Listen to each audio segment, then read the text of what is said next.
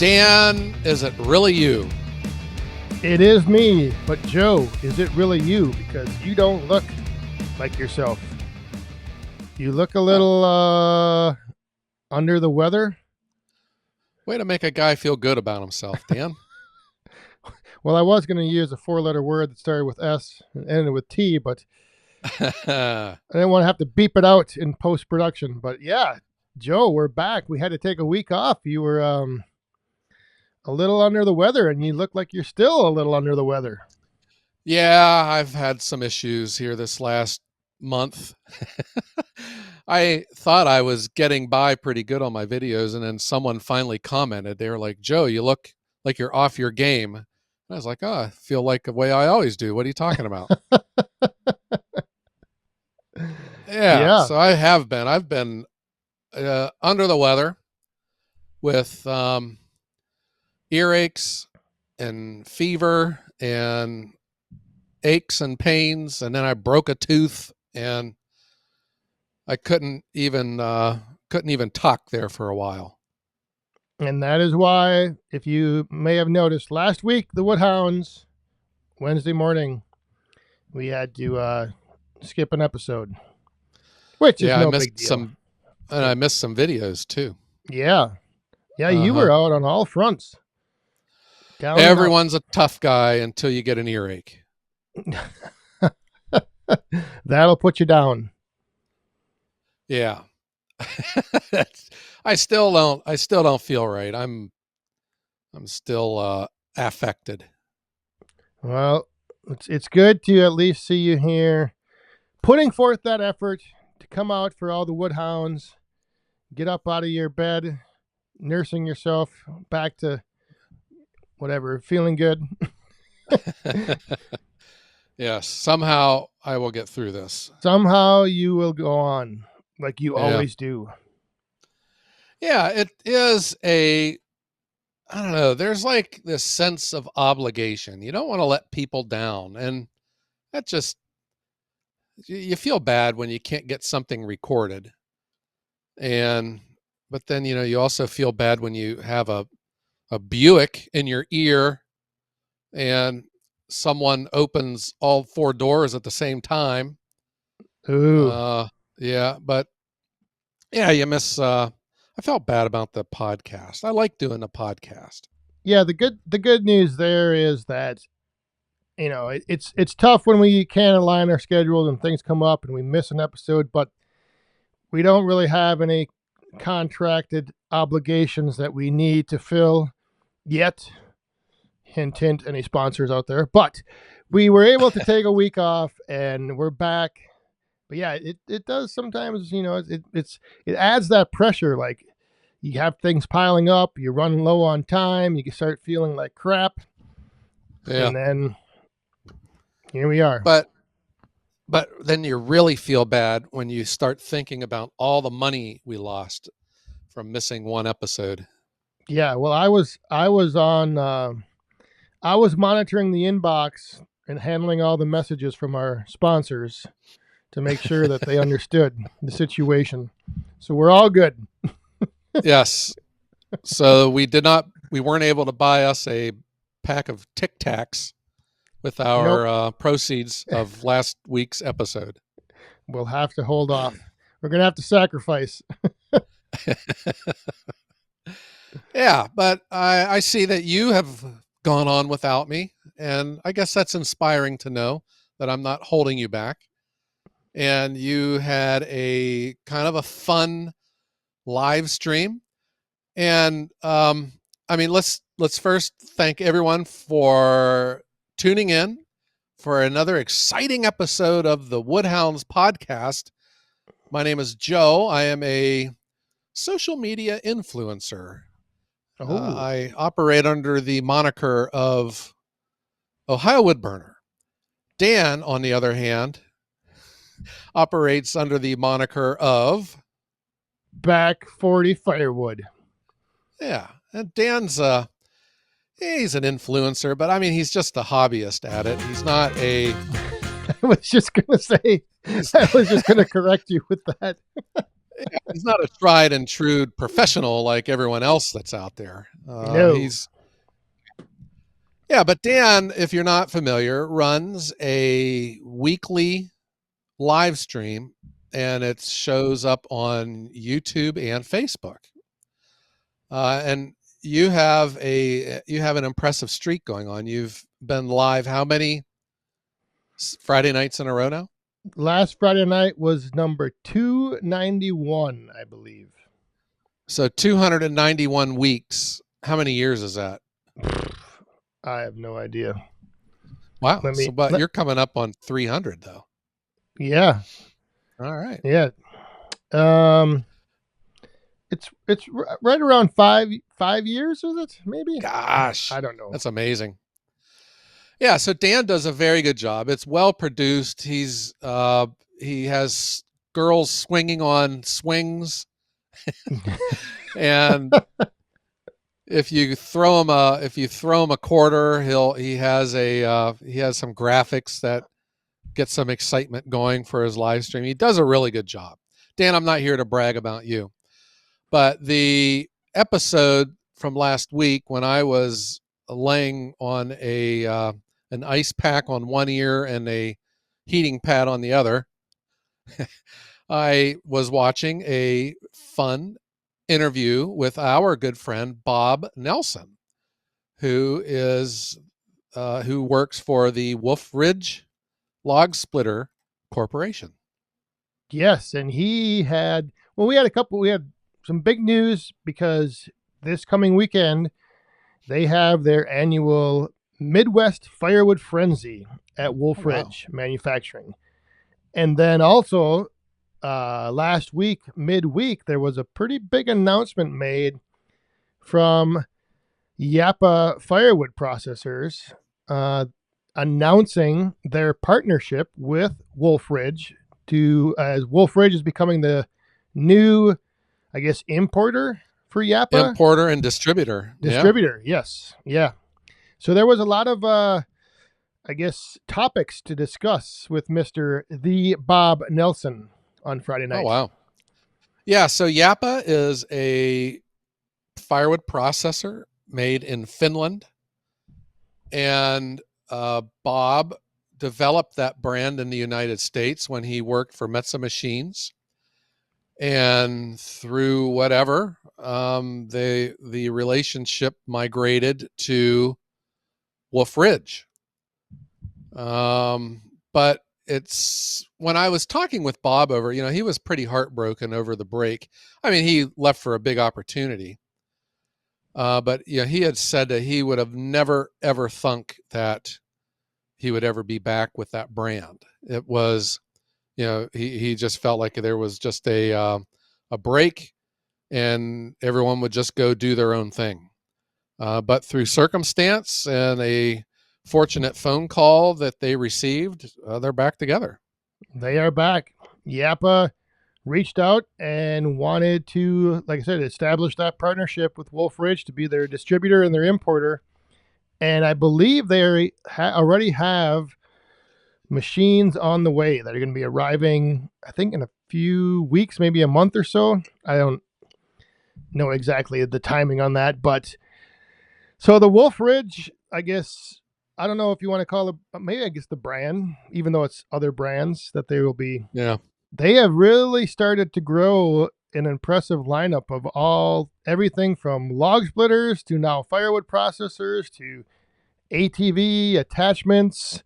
It's pretty amazing what they're making. They're making hand tools too, aren't they? And fire pits, bagging stations for bundles. Now, that's right. On Friday, Bob revealed that they now have made a Wolf Ridge pickaroon or hookaroon.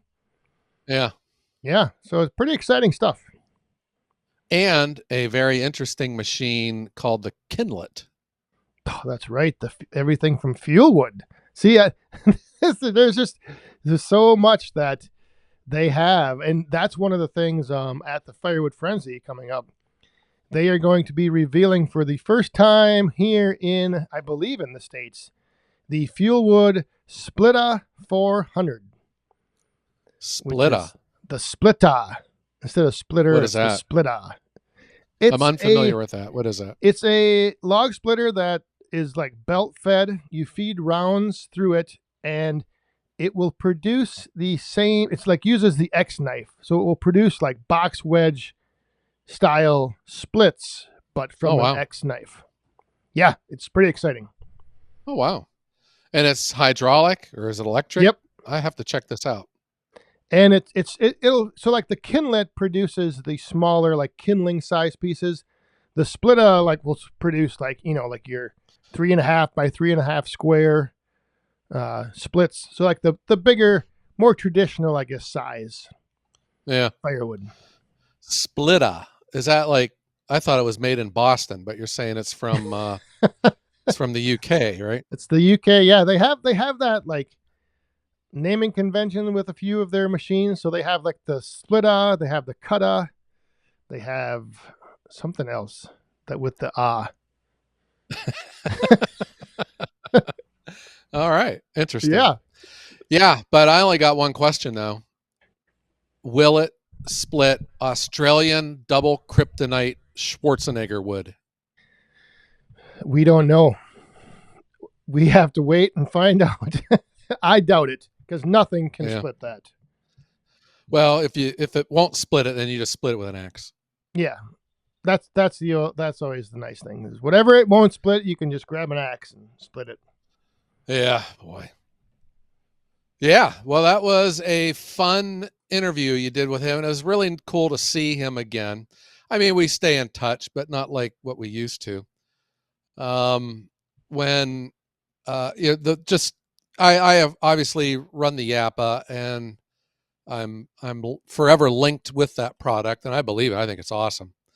But I have never worked for Yappa or Metza Machines or Wolf Ridge. I'm just a end user. The 405 I had, I purchased, which was a trade in with the 365. And I think it's awesome. I think it's the greatest firewood processor of all time. So it is cool to see him back. The feature on that 405, the split, the perfect split, Yeah. that was the other big announcement is that they now have that available in the 365. Oh, wow. So when I was in Germany last year with the Yappa team, I saw it with my own eyes, but I was not allowed to film it or take any pictures of it. It was still Secret. a prototype. Yeah, but it looked to be cool. I didn't get that deep into it. I mostly just saw like the splitter, the splitting chamber, and that pullback arm. I don't know if it has the computer controls that the 405 does with the electronic eye and all. Because the 405, when I hit the button, it drops the log into the trough and it splits it until it feels like it's done. And Yeah, then you go on to the next one. it does not have that. I've seen the video that Yappa put out of it in use, and each time that the log is brought back, you have to manually engage for it to resplit.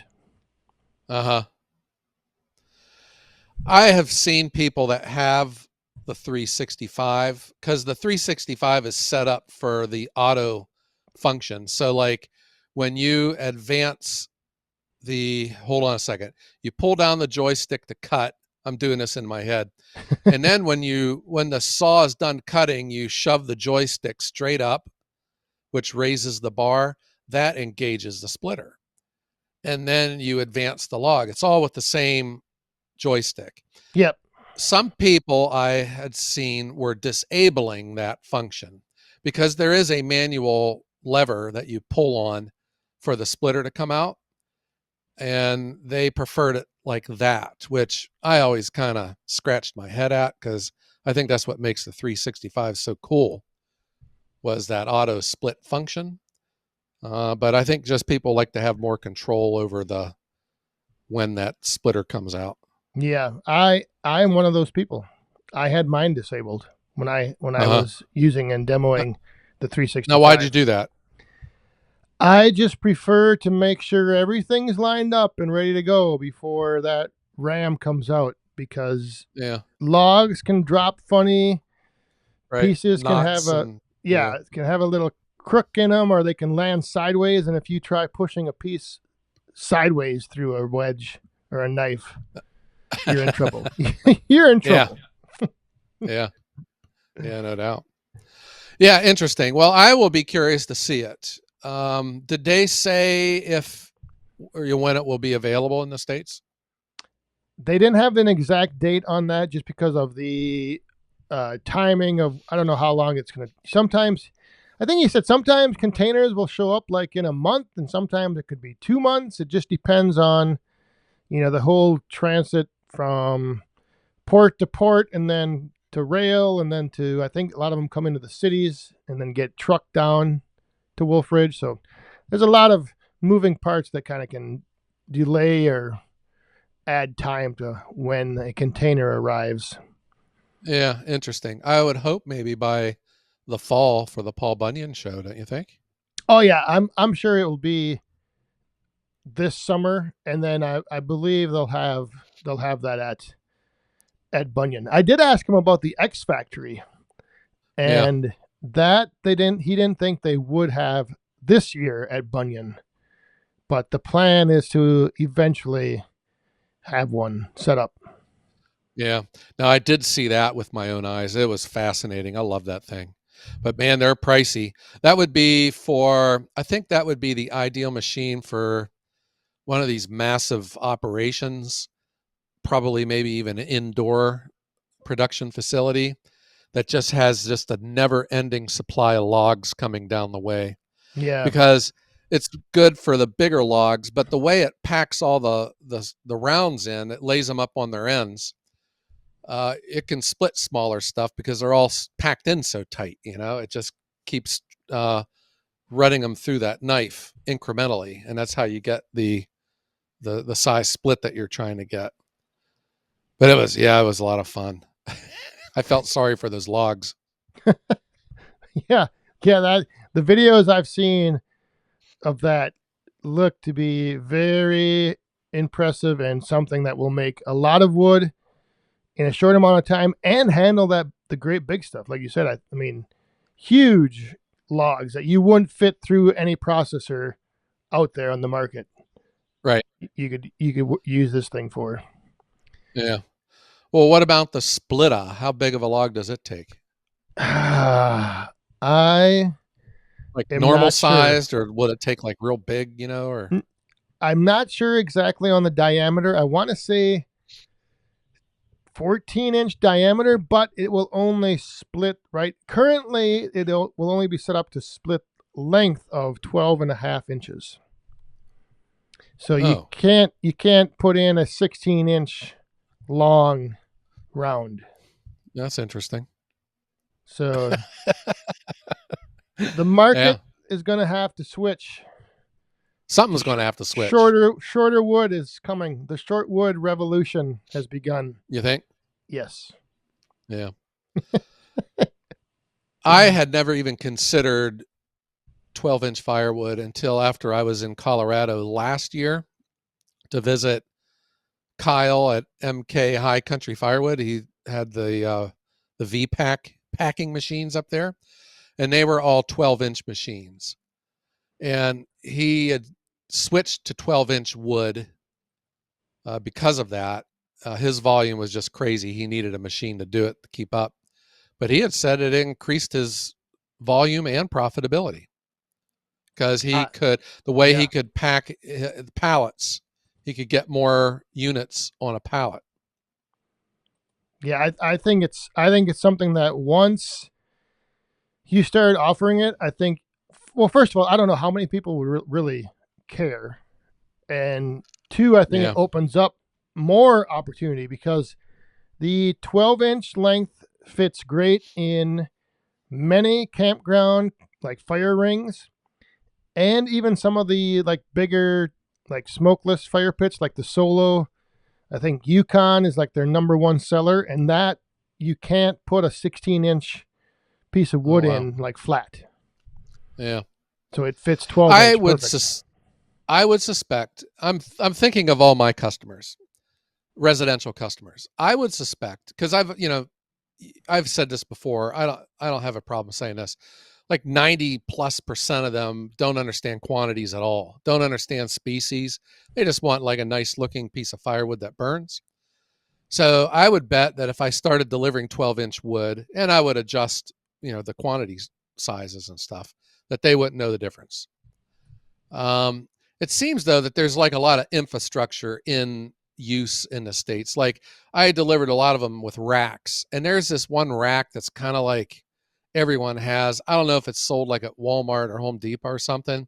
It's like a $50 rack, round tubing, and a 16-inch stick barely fits on it. You got to have it, perfectly placed Oh, on that bottom row, yep. or the piece will slide through it.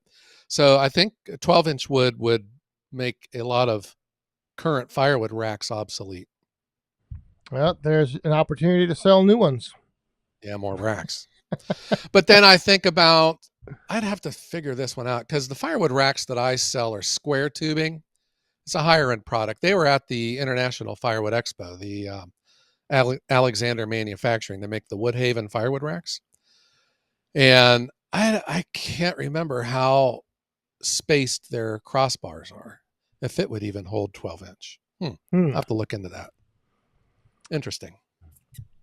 Yeah, all kinds of interesting possibilities coming in the future to firewood near you. Yeah, but the boiler crowd wouldn't want 12-inch wood. I wouldn't need it for my firewood, my hardy. That'd just be too much cutting. But when like 17 years ago, when I first started using it, my pieces were cut real long, and then my knee and back were killing me by February. And I noticed every year my firewood kept getting cut shorter and shorter and shorter. But I don't think I ever got down below 16-inch. Yeah, that's what I never went longer just because I wanted to have the flexibility of being able to sell it or resplit it and sell it if I needed to. So if I cut everything at 20 inches and now I ran out of wood for the roadside stand or a bundle, I would need to, I wouldn't be able to take that piece. It would be strictly for boiler wood only. So Yeah. I always cut everything at 16, but I don't know if I want to load 12-inch wood into my boiler. Probably not. Yeah. Yeah. Well, it would be an easy adjustment on my processor, because that's all controlled, with the seeing eye, and Yep. it would convert to 12-inch easy. Yeah, Yeah. that wouldn't be the problem. Yeah, like you said, it would be switching over the customers and getting the storage solutions figured out. Yeah. Yeah. But would just present more opportunity, Yeah. I think. For every challenge, for every opportunity, there is an opportunity. You heard it here first. Yes. That's right. All right, Dan, I'm going to go convalesce some more. I was just going to say, I think this would be the opportunity you need to go get some more rest. Yeah. I think It's not been earlier in the episode when you said, thanks for tuning in to an exciting episode of the podcast, I think the way you said that exciting was the exciting part of this episode. I strained myself saying that I lost vision in one eye. Yeah, it has not been a fun week and a half to 2 weeks. I'm still, I don't know. We'll get it figured out here. But the challenge is being a sole proprietor. If I'm not doing it, then who's doing it? Yeah, you don't get to submit your sick days or PTO, do you? No, my boss is a jerk. He won't give me the day off. Well, all right, let's strike up the band and then let you go continue to recover. Okay. All right. Well, that sounds good. All right. Well, Dan, let's thank everyone again for tuning in to the Woodhounds podcast, helping us to become the #1 firewood podcast in the world. That is right. And you can find us on all major streaming services every Wednesday morning. Typically, we try every Wednesday, 5 a.m. for new episodes. There you go. All right, Dan. Well, let's tell everyone out there to don't Get sick. and try not to Have an ear infection. and stay Healthy. and have A great day.